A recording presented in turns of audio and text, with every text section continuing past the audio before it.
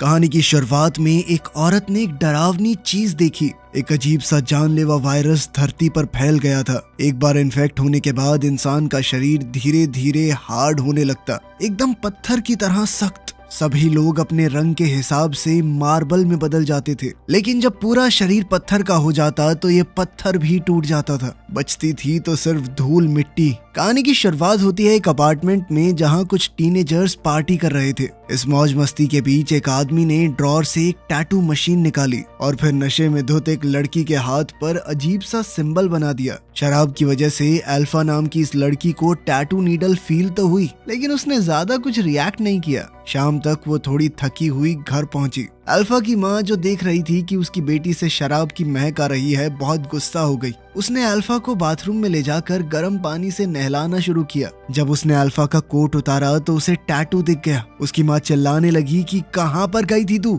ये टैटू क्यों बनवाया है। इस पर अल्फा चौंक कर कहने लगी कि मुझे नहीं पता। ये सुनकर उसकी माँ बहुत गुस्सा हो गई, लेकिन इस गुस्से के पीछे असल में डर था। उसकी माँ एक नर्स के तौर पर काम करती थी और उन्हें असली डर था पेट्रिफिकेशन वायरस का। किसी को नहीं पता कि ये वायरस कहाँ से आया और कैसे बढ़ा, और सबसे बुरी बात यह है कि ये वायरस शरीर के अंदर बहुत लंबे समय तक बिना कुछ किए रह सकता है। जब इंसानों को इस वायरस के बारे में पता चला तो ये पहले ही पूरी दुनिया में फैल चुका था। लगभग आधी दुनिया इस वायरस से इन्फेक्ट हो चुकी थी। अल्फा की माँ को डर था कि कहीं गंदी नीडल ना इस्तेमाल की गई हो उसका ये टैटू बनाने के लिए। उसने जल्दी से अल्कोहल का इस्तेमाल करके उस एरिया को डिसइंफेक्ट किया और कहा कि कल हॉस्पिटल आ जाना, टेटनस का शॉट लगाना है।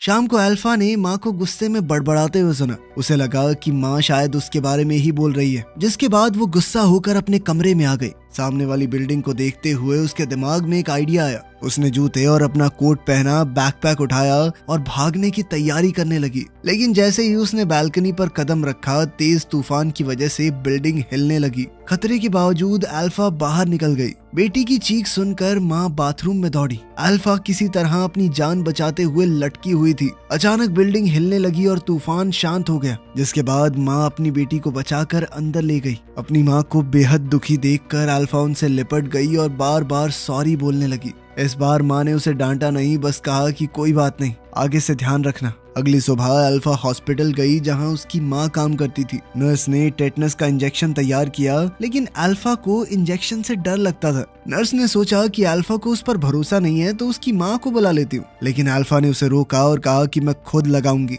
ये जानने के लिए कि कहीं उसकी बेटी के शरीर में वायरस तो नहीं है। अल्फा की माँ ने नर्स से कहा कि सैंपल ले लेना, लेकिन हॉस्पिटल में पहले ही बहुत सारे सैंपल पड़े थे, एकदम से टेस्ट कर पाना तो नामुमकिन है। नर्स ने कहा कि रिजल्ट 2 हफ्ते में आएंगे। आईसीयू में अल्फा की माँ पेशेंट्स को चेक कर रही थी, लेकिन कॉरिडोर में जहाँ पहले भीड़ थी अब बिल्कुल सुनसान हो गया। कल उसे डिनर भी देने कोई नहीं आया। पता चला कि इस खतरनाक वायरस से डरकर, जिसकी कोई वैक्सीन भी नहीं है, सभी नर्सेज ने मिलकर रिजाइन कर दिया। पेशेंट्स की कंडीशन बहुत सीरियस थी, जिनके शरीर में इन्फेक्शन 85% से ज्यादा बढ़ गया था। वो खुद अपना ख्याल रख ही नहीं सकते, उनका पूरा शरीर जम चुका है। ये वायरस हवा से नहीं फैलता तो अभी कंट्रोल में है। जब वो वार्ड के सबसे अंदर वाले हिस्से में गई तो एक बेहद दर्दनाक नजारा देखा। एक पेशेंट जो कल होश में था आज पूरी तरह पत्थर बन गया। हॉस्पिटल बेड पर पड़े पेशेंट को देखकर उसने शांत रहते हुए उसकी बॉडी पर लगे सेंसर हटाए और उनके आखिरी पलों में उन्हें एक इज्जत भरी अलविदा कही।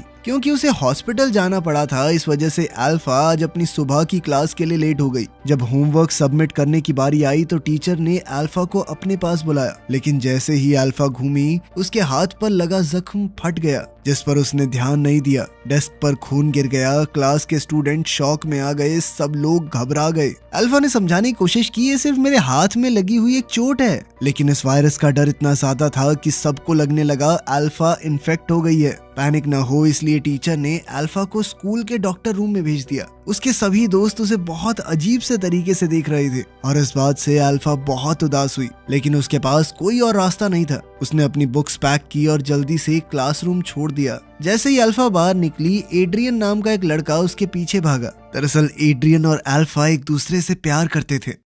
घर लौटकर अल्फा थोड़ा आराम करने वाली थी, पर घूमते ही उसने अपने कमरे में एक एक्स्ट्रा बेड देखा। कंफ्यूज होकर वो लिविंग रूम में गई और देखा कि सब कुछ उल्टा पुल्टा पड़ा था। उसे लगा कि कोई चोर घर में घुस गया और वो अपनी माँ को फोन करने लगी। पर जैसे ही वो अपने कमरे की तरफ वापस आई, उसने एक अजीब आदमी को अंदर लेटे हुए देखा। अजीब आदमी को देखकर अल्फा डर के मारे किचन में छुप गई। उसने दरवाजा लॉक कर लिया, पर बाहर से वो खटखटाने लगा। अल्फा ने टेबल से एक छोटा चाकू उठाया और आदमी से कहा कि मेरे पास मत आना, लेकिन उस आदमी को कोई फर्क नहीं पड़ा। उसने अल्फा से कहा कि देखो, डरो मत। उसने बताया कि मैं तुम्हारा मामा हूँ, तुम्हारी माँ का छोटा भाई। जब तुम छोटी थी तो मेरी गोद में पली हो। लेकिन अल्फा को अपना कोई मामा याद नहीं था। अगर सच में उसका कोई मामा है तो पिछले 10 साल में कभी सामने क्यों नहीं आया? अल्फा के शक के सामने उसका मामा अमीन सिर्फ इतना बोला कि उसकी सेहत खराब रहती है और वो अलग अलग जगहों पर रहता है। बस अभी अभी तो वापस आया हूँ मैं। अभी उसके पास रहने के लिए कोई जगह नहीं थी,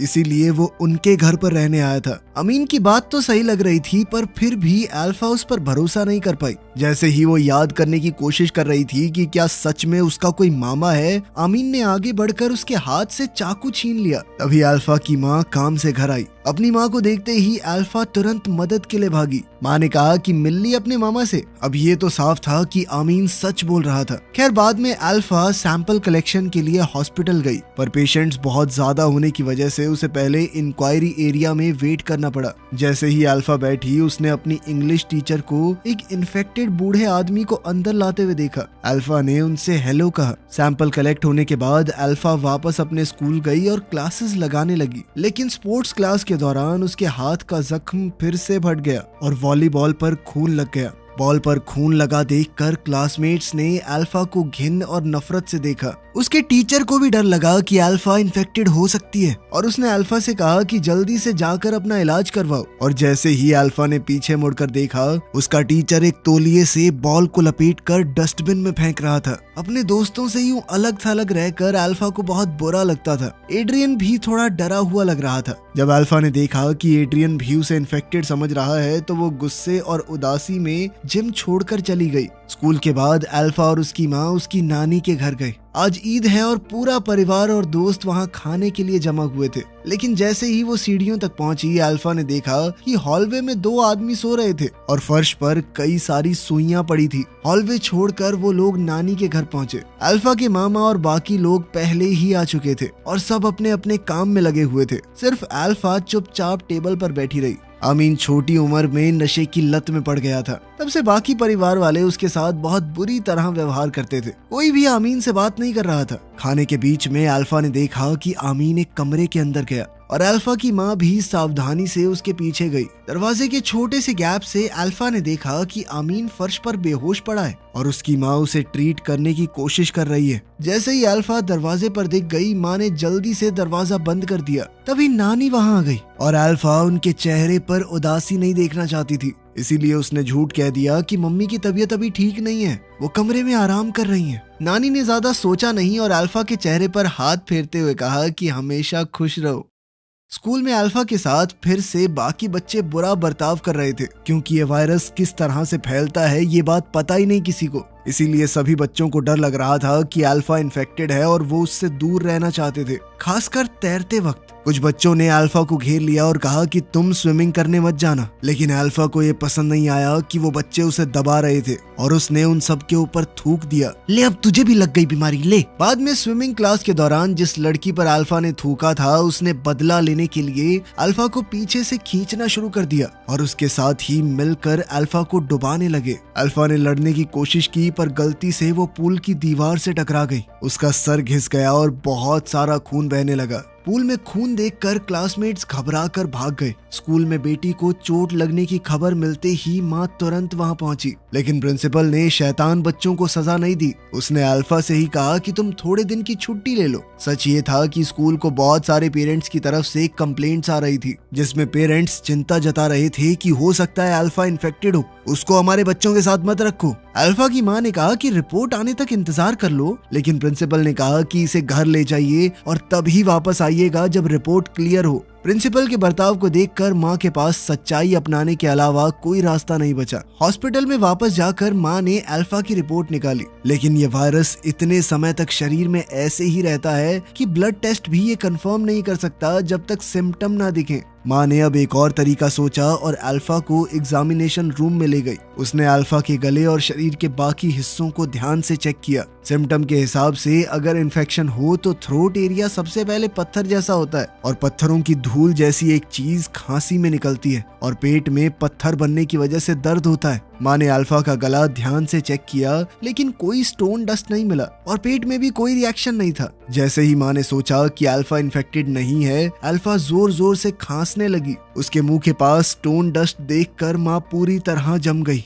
अल्फा ने भी अपनी माँ की नजर देखी और तुरंत शीशे की तरफ भागी। शीशे में खुद को देखकर वो हैरान हो गई। उसने कभी नहीं सोचा था कि एक पार्टी उसे बीमार कर देगी। ये जानकर कि उसकी बेटी सच में इन्फेक्टेड है, माँ बिल्कुल बेचैन हो गई। वो जल्दी से इसका इलाज ढूंढने लगी, लेकिन ये स्टोन वायरस पिछले 10 सालों से फैला हुआ है और साइंटिस्ट बिल्कुल बेबस। वैक्सीन बनाना तो दूर की बात है, उन्हें अभी तक ये नहीं समझ आया कि ये वायरस फैलता कैसे है। अब तक उन्हें सिर्फ इतना पता है कि इन्फेक्ट हो गए पेशेंट्स को अजीबोगरीब चीजें दिखती हैं। उदास होकर वो एक डेस्क पर लेट गई और समझ नहीं आया कि किया क्या जाए। वो अल्फा के कमरे में गई और अपनी बेटी को शांत करने की कोशिश की, लेकिन दरवाजे पर उसने एक अजीब सा सीन देखा। आमीन और उसकी बेटी बेड पर पड़े हिल रहे थे।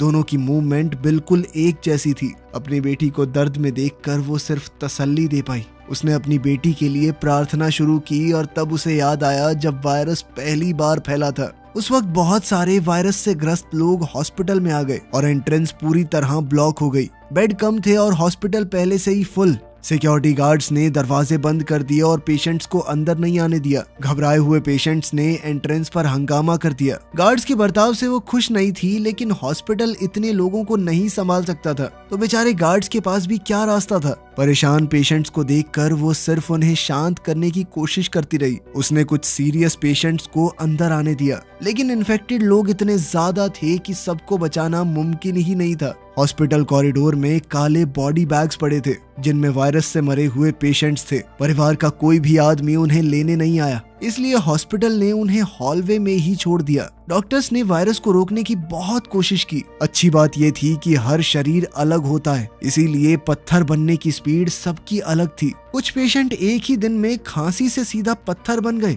और कुछ लोगों को सालों लग गए शुरू होने में। बदकिस्मती से आमीन पहली वेव के इन्फेक्टेड लोगों में से है। आमीन की कंडीशन बहुत सीरियस है, उसकी पूरी पीठ पत्थर की बन गई थी। वो जांच के लिए सैंपल लेना चाहती थी, पर जब उसने नीडल डाली तो खून रुक ही नहीं पाया और उसने गॉज की मदद से घाव बंद करने की कोशिश की, पर अचानक आमीन की पत्थर बनी हुई पीठ सीधा क्रैक हो गई।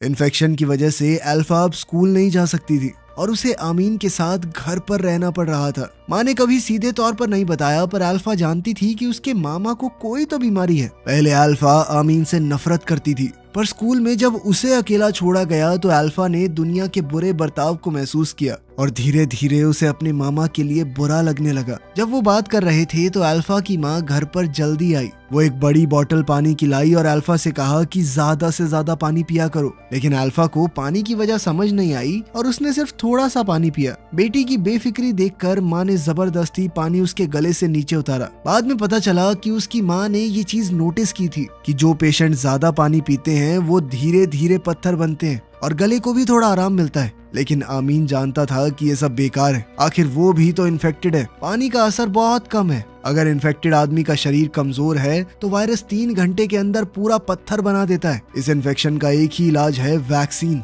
लेकिन वो सिर्फ एक आम सी डॉक्टर है। दुनिया के सबसे बड़े साइंटिस्ट भी इतने साल से कुछ नहीं कर पाए तो वो क्या कर लेगी। आमीन ने अपनी बहन को समझाने की कोशिश की कि अगर अल्फा पहले से ही इन्फेक्टेड है तो उसे घर के अंदर बंद नहीं रहना चाहिए, उसे जिंदगी को पूरी तरह से जीने दो। पता नहीं कितने दिन की मेहमान है ये बच्ची। लेकिन अल्फा के वायरस को फैलाने के डर से माँ ने सीधा मना कर दिया। इस बात पर घर में बहुत झगड़ा हुआ। जाने से पहले बेटी भाग न जाए, इस डर से माँ ने दरवाजे को लॉक कर दिया। शाम को एक उदास अल्फा बेड पर करवटें बदलती रही, जैसे उसे लगा कि उसकी जिंदगी ऐसे ही खत्म हो जाएगी। ऊपर से एक जोर की आवाज आई। जब अल्फा ने दोबारा आंखें खोली सब कुछ नॉर्मल था। पता चला कि ये सब सिर्फ एक सपना था। अपनी उदास भांजी को देखकर आमीन ने खिड़की खोली और अल्फा को छुप कर घर से बाहर निकाल दिया। वो एक बार में पहुंचे जो इन्फेक्टेड लोगों से भरा हुआ था। वहाँ सब लोग बात कर रहे थे, हंस रहे थे और उनमें से किसी को भी ऐसा नहीं महसूस हो रहा था कि वो गलत कर रहे हैं। वो लोग यहाँ अपने आप को बाहर की दुनिया के प्रेशर से फ्री महसूस करते थे। इस जगह पर कोई उन्हें जज नहीं करता था, कोई उनके साथ बुरा बर्ताव नहीं करता था। ये सीन देखकर अल्फा का डिप्रेस्ड मूड तुरंत बदल गया और वो हॉल में इन्फेक्टेड लोगों के साथ डांस करने लगी। सुबह होने तक वो लोग एंजॉय करते रहे। फिर अल्फा अपने मामा के साथ बार से निकल गई। आमीन ने अल्फा से कहा कि जितना वक्त बचा है उसमें सब कुछ करो जो भी करना चाहती हो और अपनी सारी छुपी हुई भावनाएं बाहर निकाल दो। आमीन की बात सुनकर अल्फा को एड्रियन याद आया और वो उसके घर के बाहर गई। एड्रियन अल्फा को देखकर खुश हुआ, पर तभी अल्फा ने नोटिस किया कि आमीन की पीठ पर बिल्कुल वैसा ही टैटू है जो उसके पास था। तब सच सामने आया कि अल्फा का वो टैटू उस दिन एड्रियन ने ही बनाया था और उसी टैटू की वजह से वो आज बीमार हुई है। गुस्से में अल्फा ने एड्रियन से कहा कि तुम्हारी टैटू मशीन में वायरस था। उसने कहा कि जल्दी से अपना टेस्ट करवाओ। एड्रियन कुछ बोल पाता उससे पहले ही अल्फा अपार्टमेंट छोड़कर चली गई। अल्फा बस में बैठ गई मानो खुद को दुनिया से दूर करना चाहती हो, लेकिन बस में उसके मामा पहले से मौजूद थे। अब आमीन अल्फा को समुद्र के किनारे ले गया और उससे कहा कि मेरे लिए काम करोगी। अल्फा ने सोचा कि शायद उसके मामा को थोड़ी शांति चाहिए, पर अचानक से उसे पता चला कि आमीन कहीं से ड्रग्स ले आया था। अल्फा उसे रोकना चाहती थी, पर यह बात उसके होठों तक आकर रुक गई। उसे समझ नहीं आया कि शुरू कैसे करे। जब तक वो कुछ बोलती आमीन बेहोश हो गया। अल्फा भागकर पास वाले होटल में गई और अपनी माँ को फोन किया। अपने भाई की हालत के बारे में सुनते ही उसकी माँ तुरंत वहाँ पर आई। वहाँ पहुँचते हुए उसकी माँ को बीते हुए कल के दिन याद आए। लगभग 10 साल पहले इसी समुद्र के किनारे और इसी होटल में आमीन छुपकर अल्फा को घर से बाहर ले आया था। कमरे में उसने ड्रग्स किए, लेकिन छोटी अल्फा को कुछ भी पता नहीं चला। उसे लगा कि उसके मामा सिर्फ थके हुए हैं। जब तक अल्फा की माँ वहाँ पहुंची, आमीन ने सांस लेना बंद कर दिया। किस्मत से माँ अपने साथ एड्रेनलिन शॉट लाई थी और उसने जैसे तैसे आमीन को बचा लिया। आज वही सब दोबारा से हुआ। आमीन की कंडीशन फिर से बिगड़ने लगी और धीरे धीरे उसका पूरा शरीर पत्थर का बन गया। अपने भाई को देखकर, जिसका सिर्फ आधा चेहरा बचा था, अल्फा की माँ का दिल टूटने लगा। पूरी तरह पत्थर बने अपने भाई को देखकर अल्फा की माँ उसके पास ही लेट गई। लेकिन जब उसकी दोबारा आंखें खुली तो उसने खुद को घर पर पाया और अल्फा अपने कमरे में थी। सच ये निकला कि आमीन असल में 8 साल पहले ही इस बीमारी से मर चुका था। अल्फा की माँ उसे आज तक भूल नहीं पाई और यह बीमारी अल्फा को नहीं बल्कि उसकी माँ को हुई है। इस बीमारी में पेशेंट्स को अजीबोगरीब चीजें सच लगने लगती हैं, ऐसी चीजें जो कभी हुई भी ना हो। पेशेंट्स का इलाज करते हुए ही अल्फा की माँ खुद भी इन्फेक्टेड हो गई। जो आमीन उसे दिख रहा था वो उसी के दिमाग का बनाया हुआ एक ख्याल था। अपनी माँ को उदास देखकर अल्फा ने वो लोरी गाई जो उसकी माँ उसे बचपन में सुलाने के लिए गाती थी। इसी पल में अल्फा सब कुछ समझ गई। उसने अपनी माँ का हाथ पकड़ा और दोनों घर छोड़कर निकल गए परिवार को अलविदा कहने के लिए। और जैसे ही माँ बेटी घर से बाहर निकले, थोड़ी दूर ही एक पीला तूफान दिखाई दिया। कार की विंडशील्ड जल्दी से मोटी धूल से भर गई। ये सारी धूल उन लोगों की है जो पत्थर बन चुके हैं। उजाड़ सड़कों और चारों तरफ इस धूल को देखकर अल्फा का दिल बहुत परेशान हुआ। थोड़ी देर बाद माँ बेटी नानी के घर पहुंची। अल्फा की माँ गाड़ी का दरवाजा खोलकर अपार्टमेंट की तरफ चली गई। जैसे ही माँ गाड़ी से उतरी, अल्फा ने देखा कि उसके अंकल फिर से सामने आ गए और दोनों बहन भाई हंसते खेलते हुए दूर चले गए। अल्फा उनके पीछे भागने वाली थी, पर जैसे ही वो गाड़ी से बाहर निकली, एक अजीब सा सीन दिखाई दिया। उसने देखा कि आमीन धूल बनकर गायब हो गया, पर अपनी माँ को जमीन पर रोती हुई देखकर अल्फा वहीं जम गई। इस वक्त अल्फा के चेहरे पर भी इस बीमारी के साइन दिखने लगे। सच ये था कि अल्फा का परिवार और आसपास के पड़ोसी सभी वायरस के शुरुआत के दिनों में ही इन्फेक्ट हो गए थे। जमीन पर जो रेत पड़ा है वो असल में इंसान हैं जो पत्थर बन गए। कहानी के आखिर में अल्फा ने सच्चाई को अपना लिया और सोच लिया कि जितनी जिंदगी बची है खुश रहकर जिएगी। वीडियो पसंद आई तो लाइक कर देना, चैनल को सब्सक्राइब कर लेना। मिलते हैं अगली वीडियो में।